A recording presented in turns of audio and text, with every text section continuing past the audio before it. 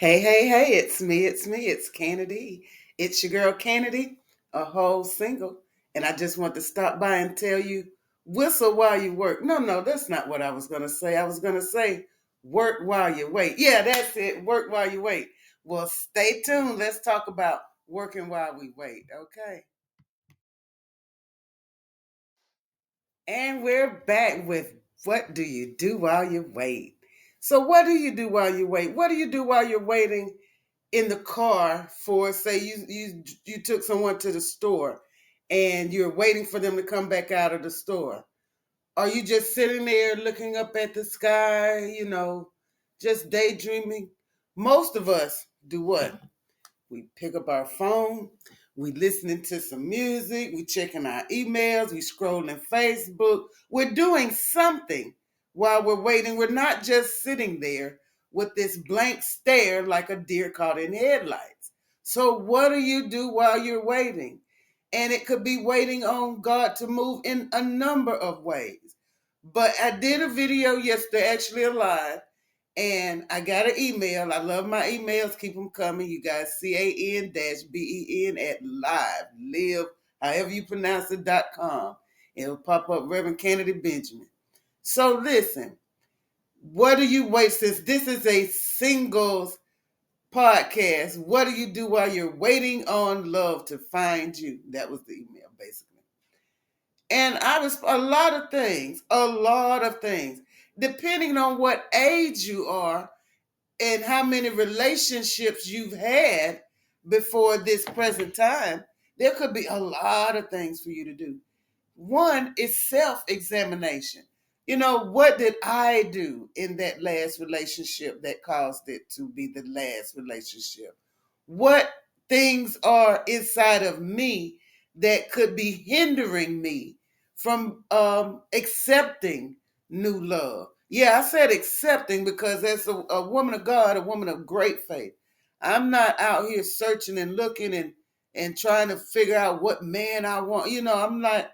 That's not for me. It's for me to wait on God to send me the suitable person. Let him find me gleaning, working, serving in the ministry, in the neighborhood, in my community, in the city, in life. That way, he joins alongside. We partnership. He's over here doing his thing, serving at different ministries, walking in faith, and then we come together. But now, what are you doing? So I'm like, you can go back for a year and a half and just start watching videos, and it'll tell you what to do. But since I didn't want you to have to do all that, I'll just bring this one video today.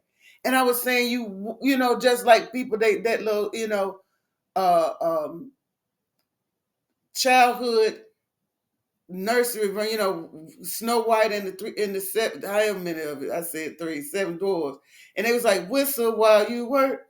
Dun, dun, dun, dun, dun, dun. Then they got a new song where they were, anyway. I ain't gonna go there. But you working while you're waiting. So like I'm waiting on God to send me a super mate. I'm examining myself. Now I'm a widow, so me and my husband didn't break up and we went separate ways. He passed on and he went to glory. And I stood there and I held his hand when he took his last breath. So I did my job. But and I look in that situation, in that relation, there was some things. It wasn't perfect, but it was. If we had our understanding, we had our, Saturdays he's getting up, he's going to deacon board meeting. I'm cleaning up and doing what I do. Then that certain time of the day, we're gonna get together. He's gonna wash the cars. He's gonna whatever. We worked together. We knew what was going on. We had been together long enough.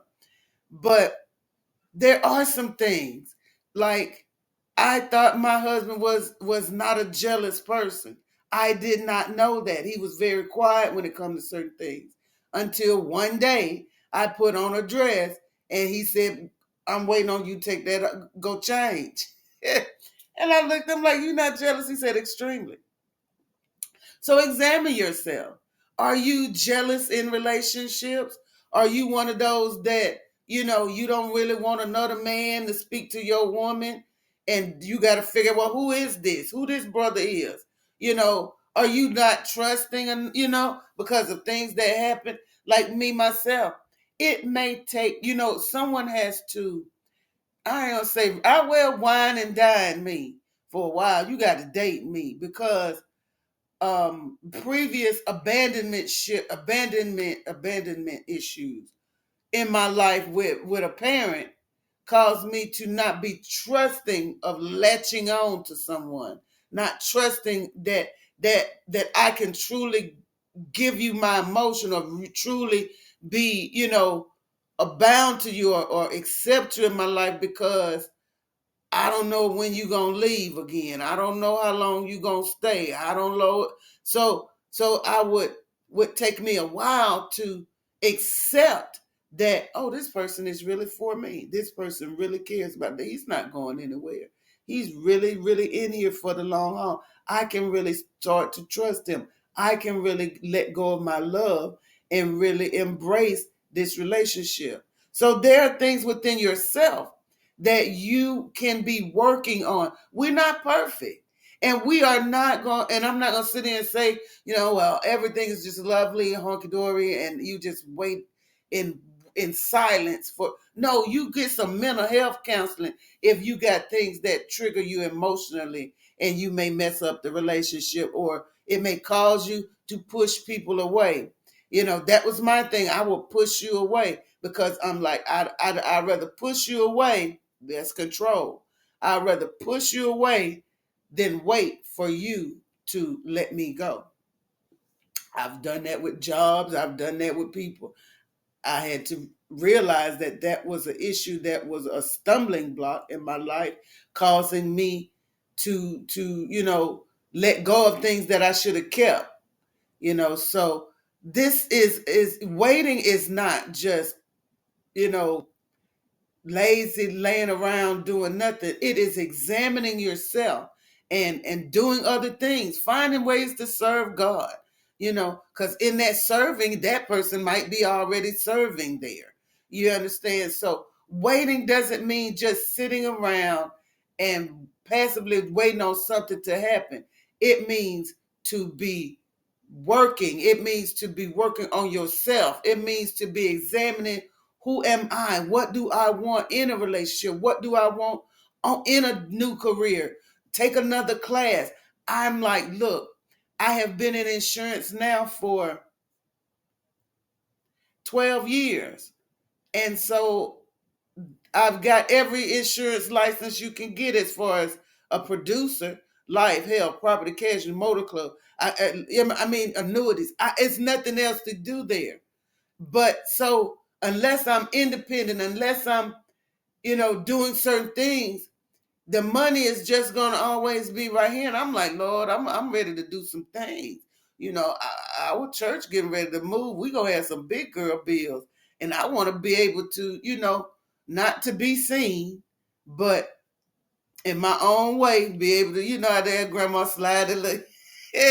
I want to be able to put my part in it as a partner and make sure the lights on, make sure the mortgage, but make sure that if we need a new door or a new shingle or new whatever, that my little 50 cents that can go with they 50 cents and we can get it done, and we don't got to be, whatever, trying to, because we said the deal is done all in our favor, better than we expected, in Jesus' name. Renovation, everything. And in my life, that's it. We're praying in the spirit that this is where we are. This is what we're doing. This is where it's going. I'm thanking him in the meantime. Thank you that I have all my needs met. Thank you that you have sent me this person in my life that's going to love me, and we're going to serve God together and each other. I know he ain't got here yet, but he on the way. But I ain't in a hurry. I'm not in such a big hurry because I'm still enjoying my time with God. I'm still enjoying that when I get up, I'm not worried about making somebody else breakfast or getting a car or doing it. I'm wake up and I can lay there for another 20 minutes and play my music or listen to a podcast, listen to a devotional or two or three then get up, then, sing my own song. I am embracing. Sometimes this is the issue. We don't embrace where we are.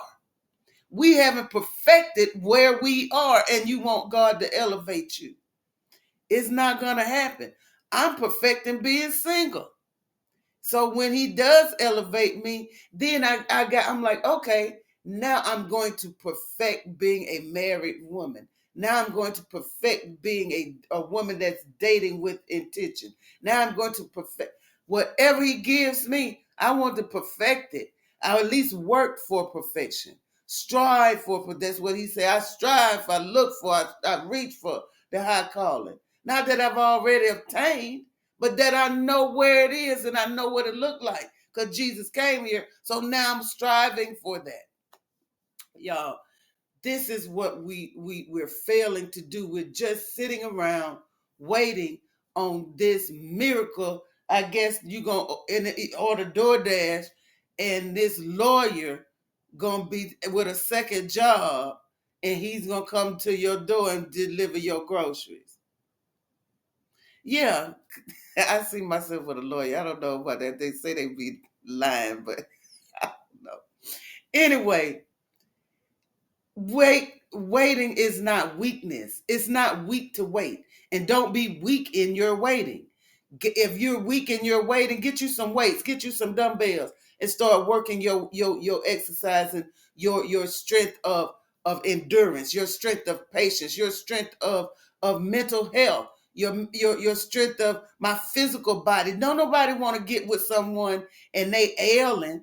I don't want to, because there was some people, especially in my age group, in 50 and up, some are looking for some, some that's in their 30s and 40s looking at me like they wanted mama. I ain't your mama. I got a baby. She's 31 years old. And then I only had girls, so he never intended for me to take care of no. He never took care, we take care of each other. But when we waiting, there's so many things that we can be doing. There's so many things. If they're like, some want a mama, some want a nursemaid, and I don't want to be a nursemaid. I actually went to school for nursing. I graduated Florence Nightingale, which means I had the highest GPA in the class. But after 10 years, I didn't want to be a nurse. I never did. My mother was a nurse. She pushed me into that. I already had a degree. But anyway, that's not me. I get too sentimental about folks. I don't have had a problem with death and dying.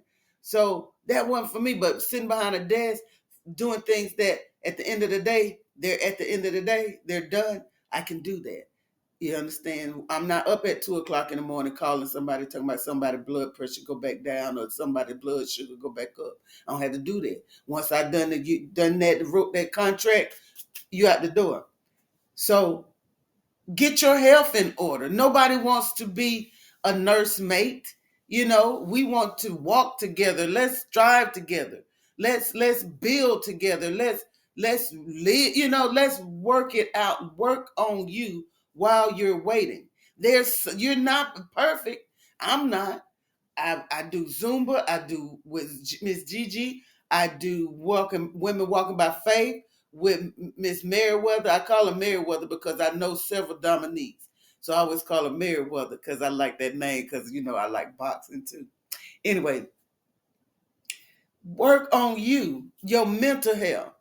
Do I have some things from my past that hinder me in my growth? Do I have some things some like them scales that I need to shake off so I don't bring it to the next relationship? Those are the things you do while you're waiting.